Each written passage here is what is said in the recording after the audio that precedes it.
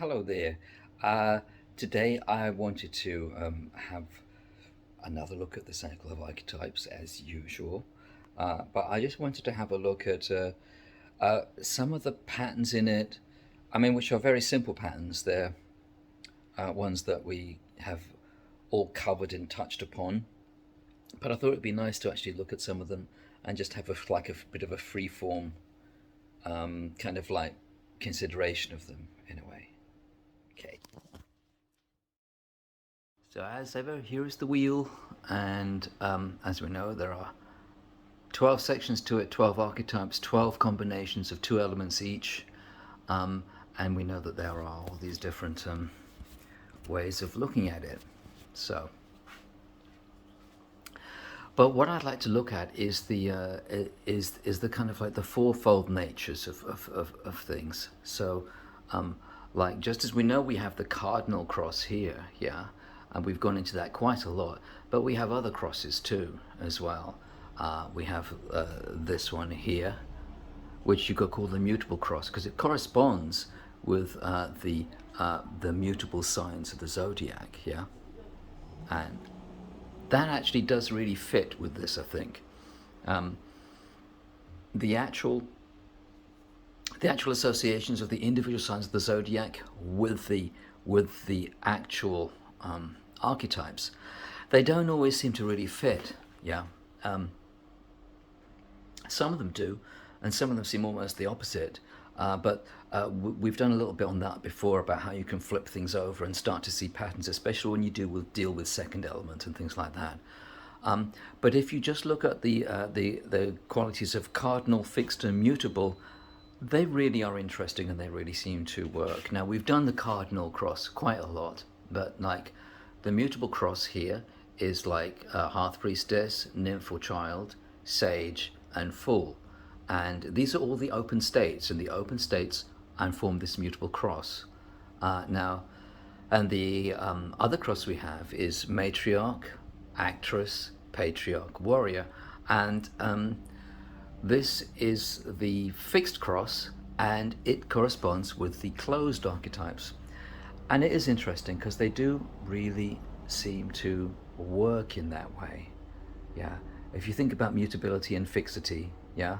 Um, Actress, yes, fixed. Warrior, fixed. Matriarch, fixed. Patriarch, fixed. It's pretty clear that yes, they are sort of like fixed archetypes. They are very determined. They are kind of stubborn in various ways, or yes, determined, willful in many ways. Yeah, they stick to a plan, or they stick to their will, or they stick to their passions, or they stick to their material priorities of survival and things like that. Yeah, so they do actually look very fixed. Now, what about the mutable ones? Yeah, well, sage, sage, sage is kind of like, it's as if everything is mutable around the sage. The sage is the still point in the middle of everything, so everything is very mutable about around the sage, and the sage actually sees that. That's what gives him his wisdom in many ways, and also his detachment and his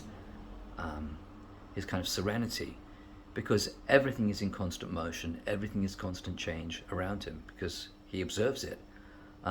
So although I don't know if you'd say the sage himself is mutable, but it's as if there is all this mutability around him. Yeah. The fool, the fool is sort of like almost seems to be possessed by mutability in a sense. And you could say that the fool's way maybe is to become conscious in the whole process of life, in this whole mutable dance of life. So the fool actually embraces the mutability. Yeah. The nymph or child. The nymph or child is very impressionable. So she is mutable in that sense, in that she's very impressionable, and that she can reflect back almost anything in a way. Yeah. So she does have that mutability, that reflective mutability. The hearth priestess is a very capable archetype. It's a tremendously capable, hard-working archetype. This is the archetype which you'd really need if you had to multitask everything and cope with everything. So you can see that the mutability, it manifests in a highly practical way with the Hearth Priestess. And so you can see that those four really are mutable. The fixed signs, yes, fixed will, uh, fixed material priorities, and kind of exploitative capacity, fixed ideas and beliefs, fixed passions and convictions, and that sort of thing. So you can see these like really drive in that way. These are very, very responsive. These are constantly responsive, or well, in the case of the sage, he's not responsive, but he observes and takes it all in. Yeah. So there's this constant flux with these four in various ways. Hearth Priestess manages the whole thing. Uh, um, the child can respond to it and respond to it all and be incredibly receptive. Yeah. Fool can embrace it. Yeah. And like we said, the sage is like the still point in the middle of the whole thing. And then you've got the cardinals, and the cardinals we've gone into a lot. The cardinals can act as either open or closed, and they, in brand scheme, have a very, very primary role. In addition to anything you might see in terms of like personality archetypes, because that's not so much the way that brand scheme works with the cardinals, I think. With brand scheme, the cardinals are kind of like the basis of the psyche, and then the quadrant archetypes are exactly how these things actually play out. So, for instance, sage is open air, patriarch is closed air, nymph is open water, actress is closed water, fool is open fire, warrior is closed fire, hearth priestess is open earth, matriarch is closed earth, for instance.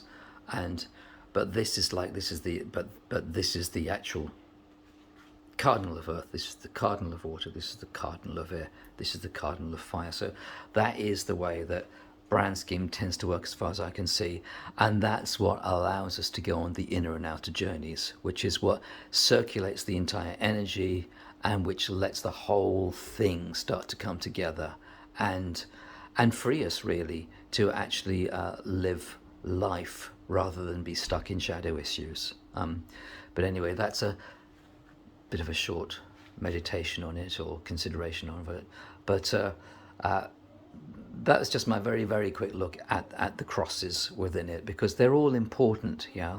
And you can also see with all these crosses, for instance, you can see the oppositions arise here, and the oppositions are interesting because the oppositions, if you're looking at both the fixed and the mutable crosses, the oppositions are interesting, yeah, because as with all of the oppositions, they are same-gendered, yeah. But what happens with the fixed and mutable crosses is the oppositions also contain their complete complements, yeah. Whereas with the cardinals, their oppositions don't complete their complements. Their oppositions contain the element which really, really supports and helps them and which they need, which is a great sense of, which gives them great power in a sense. But for instance,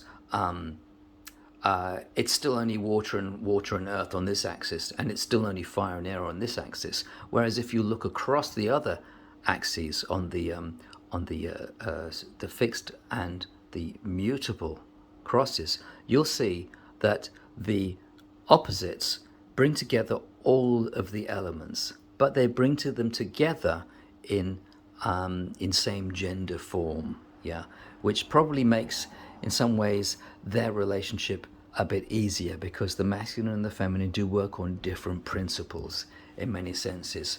However, with the quadrant archetypes, you can see that all of them are a mixture of masculine and feminine, so they all have that capacity within them to kind of act as bridges, in some senses, I think, between the masculine and the feminine. And that's probably it for today, anyway. Speak to you soon.